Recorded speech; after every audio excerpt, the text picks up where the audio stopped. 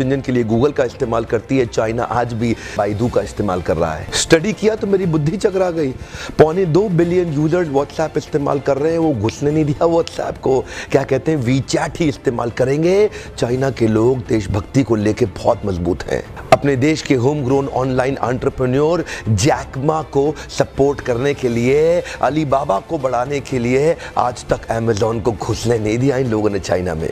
लगभग दुनिया के सभी देश जीमेल को एक्सेप्ट कर रहे हैं, लेकिन ये अभी भी ऑयल क्यू का इस्तेमाल कर रहे हैं। फेसबुक ने जीत जान कर जोर लगा लिया। दुनिया की सबसे बड़ी पॉपुलेशन चाइना में थी। फेसबुक सोचा चाइना में बड़ा धंधा मिलेगा। चाइनीज लोगों ने होम ग्रोन एंटरप्रेन्योर को डेवलप किया, renren.com लिया, फेसबुक को घुसने नहीं दिया। आप इस्तेमाल करिए ना ट्विटर, वो तो वाइबो इस्तेमाल कर रहे हैं। यूट्यूब का अपना ही वर्जन निकाल दिया, यूकू। अपने देश के इंडिविजुअल्स और कॉर्पोरेट की बढ़ोतरी और बेहतरी के लिए पूरा देश इकट्ठा खड़ा हो जाता है इनका। देश की बढ़ोतरी और बेहतरी के नाम पे सारे एक हो जाते हैं चाइनीज। आप कितना भी बैन कर लो, चाइना आज हिंदुस्तान के अंदर 7 लाख करोड़ का $100 बिलियन का एक्सपोर्ट कर रहा है। लगभग $100 बिलियन से ज्यादा का सामान हम खरीद रहे हैं और $5 बिलियन से कम का सामान हम वहां बेच पा रहे हैं। $95 बिलियन से ज्यादा का ट्रेड डेफिसिट है। चाइना अपने घर में किसी को नहीं घुसने देता, बाकी पूरी दुनिया में घुस गया है। ओप्पो और वीवो दोनों का मालिक एक ही है और हिंदुस्तान में इस प्रकार घुस गए हैं कि घर घर जाके ही मानेंगे।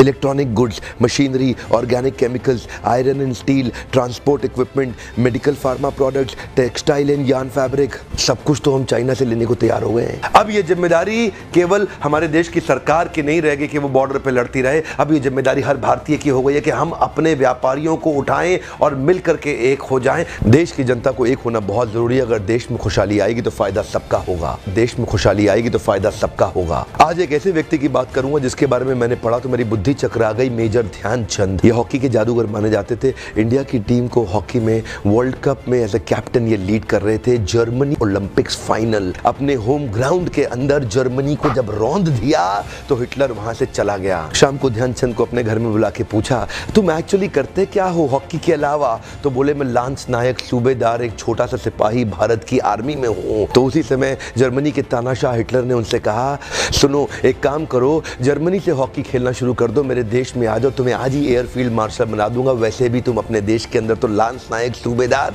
तुमको कोई नहीं पूछने वाला, तुम्हारा देश तुम्हें कुछ नहीं देगा। ध्यान दीजिएगा। तभी मुस्कुराते हुए हमारे देश के उस वीर सिपाही ने हिटलर को निडर आवाज में जवाब दिया कि मेरे देश की जिम्मेदारी नहीं है मुझे आगे बढ़ाने की, ये मेरी जिम्मेदारी है कि मैं देश को आगे बढ़ाऊंगा। हाँ, मेरे देश की जिम्मेदारी नहीं है मुझे आगे बढ़ाने की, ये मेरी जिम्मेदारी है कि मैं अपने देश को आगे बढ़ाऊंगा। आज मैं आपसे पूछता हूं, आज मैं आपको चुनौती देता हूं। और क्या चुनौती दूंगा? मैं चाहता हूं आप अपने आप को चुनौती दें कि आपकी क्या जिम्मेदारी बनती है देश को आगे बढ़ाने की। मैं आपसे पूछता हूं, आज एक सोचने का दिन है, समझने का दिन है। मैं आपको याद दिलाना चाहता हूं कि क्या आप कुछ ऐसा कर सकते हैं जिससे देश का कुछ फायदा हो? क्या आप कुछ थोड़ा बहुत ऐसा कर सकते हैं जिससे देश में खुशहाली आए? कम ऑन, देश में खुशहाली आएगी तो फायदा सबका होगा।